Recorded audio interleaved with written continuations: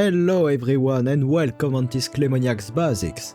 Today we're going to talk about the paint schemes that often gets overlooked, the MUDs. And we're going to look at 2 of them. Why did I say it was overlooked? Well, it's mostly because many people just rely on pre-colored texture paste.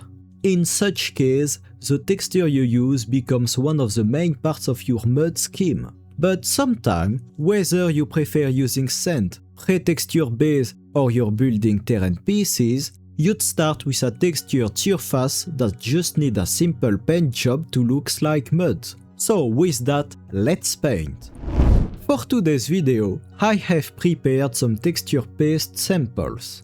But I've already tried this scheme on larger scale, and they worked perfectly as well. So the 2 schemes I'm about to cover are the dark mud, the warm mud and the red mud. Let's start with the dark mud, which is perfect for grim terrain and damp forest. I'll start with a very dark brown paint as base coat. Nothing surprising there. Then I'll shade it with a brown wash to add depth. Once the wash is dry, I'll dry brush back the dark brown. This is very subtle, but it will help build a gradual highlight. For all of the following highlights, I won't fully clean my brush between each paint. I'll just wipe the brush on a paper towel. This way the paints blend smoothly and helps to keep your highlight gradual. So I'll use a dark yet light colored laser paint to dry brush over this sample.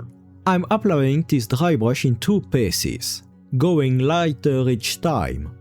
I'll finish the mud with a dry brush of laser paint.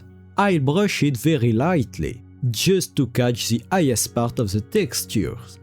Here is how our dark mud texture looks once the scheme is done. It will be my personal pick for Trench Crusade terrain. And it would also suit other grim trench-themed miniatures, such as Warhammer Krigs or World War I's minis. Our second scheme is the warm mud. It works well for farmland soils, and it's what I'd call the classic mud tone. So I'm starting with a warm brown, almost chocolate colored base coat. Then I follow this with a brown shade. Up this point, nothing very different from our previous scheme. And as before, once the wash is dry, I come back with the brown used as base coat for a dry brush as first highlight.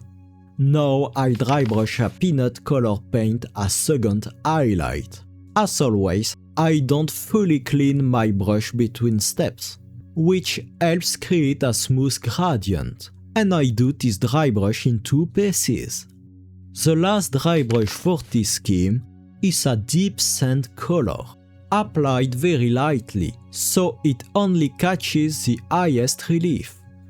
In the end, here's how the warm brown mud schemes looks. It's my personal favorite, and I use it way too often because of that. It's also my go-to choice for painting European medieval terrain and bases. Our third and final scheme of today is the red mud. This one is my pick for African savanna or Central Australian soils. I'll start this one with a red earth paint as base coat. And, no surprise, once the base coat settles, I will shade it with a brown wash. Then, just like in the previous scheme, once the wash dry, I dry brush the base coat color back on as the first highlight. Now I'll dry brush an orange earth paint over the sample in 2 pieces. And I know I'm repeating myself, but just wipe your brush, don't fully clean it between steps to keep your transition smooth. Once this orange dry brush is done, I move on to the final one, a warm fair flesh paint applied as a light dry brush, just enough to catch the most prominent texture. And here is how our red mud looks once it's finished. It's perfect for dry soil from warm climates, and as I mentioned, it's my go-to choice for Africa-inspired miniature bases or Mad Max styles badlands. So, here we have our 3 mud schemes. These are my main personal favorites. I like them all. They are pretty easy to do. So pick the one you like best for your next project, and I'm sure you notice a pattern across all three. This is generally how I paint things with dry brushing on high relief surfaces. As a little bonus, you can take inspiration from my method if you don't have one of your own.